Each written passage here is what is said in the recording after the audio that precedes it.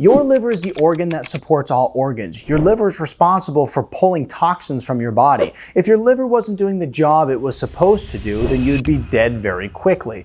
So therefore, it's important to make sure that we're taking care of our liver and doing all the right things. So let's go ahead and make sure that we're not eating foods that are going to destroy your liver. I'm going to talk about the top 5 foods that are destroying your liver that you're probably eating, so you want to start removing them. We'll go one by one and unveil them. Let's see if you can guess them as we go.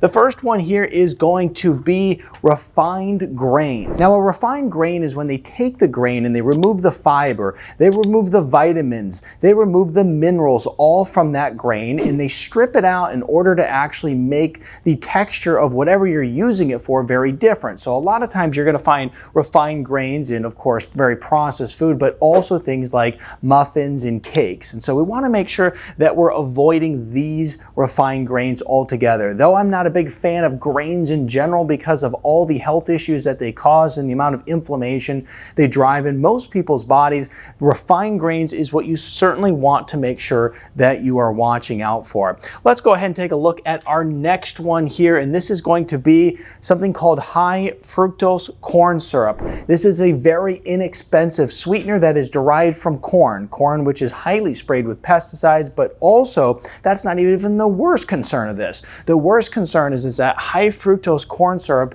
is typically in very unhealthy foods such as processed foods and also sodas, and this high fructose corn syrup is processed differently in the body. Unlike regular sugar, high fructose corn syrup is highly processed in the liver, more likely to drive inflammation in the liver along with fat deposits as well, leading to fatty liver disease. And you could imagine if you start developing a fatty liver, you start to have inflammatory issues, and then it's of course a liver issue that will spiral out of control. Let's take a look at our next liver killer here, and that is going to be seed oils.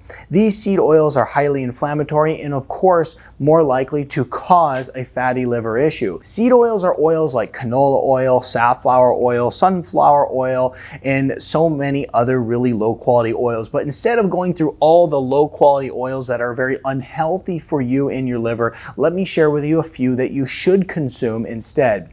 Using oils like coconut oil, olive oil, avocado oil, even butter or tallow are all going to be much better options that are very healthy for your body, loaded with antioxidants and good healthy fats that not only will support the cell but also support your brain health. So this is where this becomes really, really good. Now, the next thing on our list here that you want to avoid is going to be highly ultra processed foods. These are going to be your foods that are coming from the store that come all packaged up, easy to use, but yet full of a lot of bad ingredients, such as your high fructose corn syrup, such as your seed oils, all your low quality ingredients all in one food, combined with things like artificial dyes, artificial flavorings, and synthetic ingredients that aren't actually food. Some of these ingredients that are found in these ultra processed foods are ingredients that are made in a lab that give you a taste or a flavor sensation or a color, whatever it is, a dye, and then as a result of you eating that, it causes health consequences. It's estimated that about 48% of the food that you're eating is in this ultra processed area. So we want to really make sure that we're sticking to whole foods.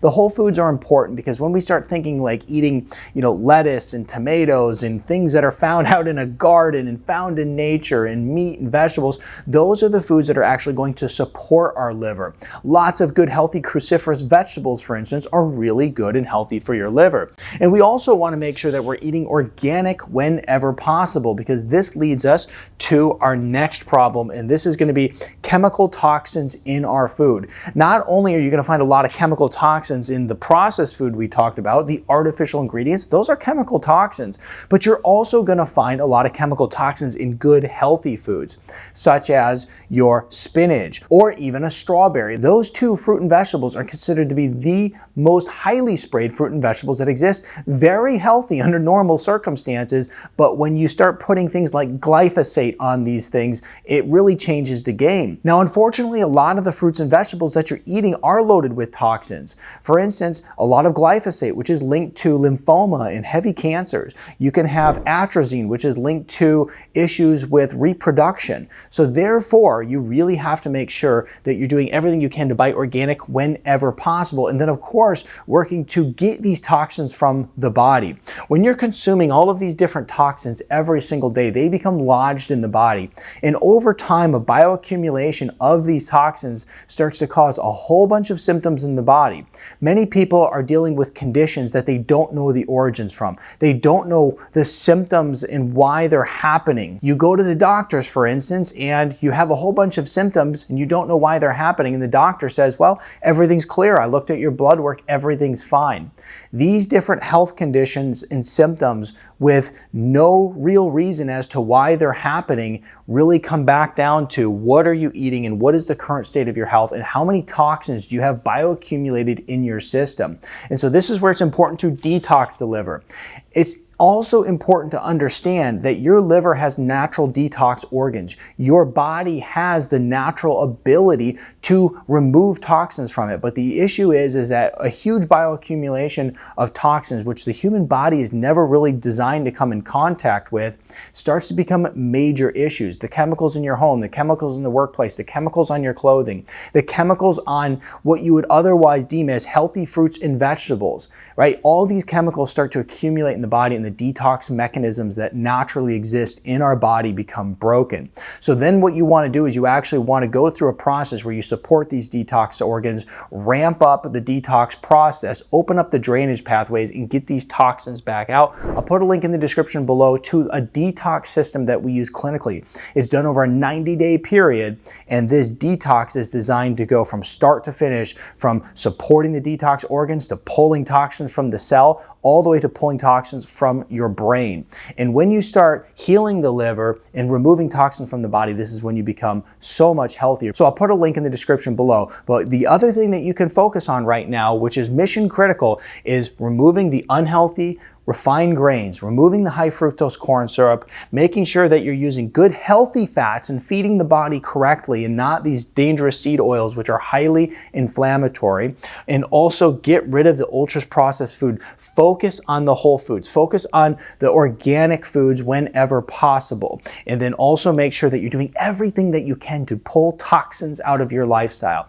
You hear me talk about this all the time. I know I harp on this a lot, but the average female, so putting over 350 toxins on her body before she leaves the home in the morning just through the beauty products that she's using, and the average male is about 150 toxins. So that's just starting your day off with a big old chemical load. Your skin is your largest organ system, and so all these toxins are getting in your body.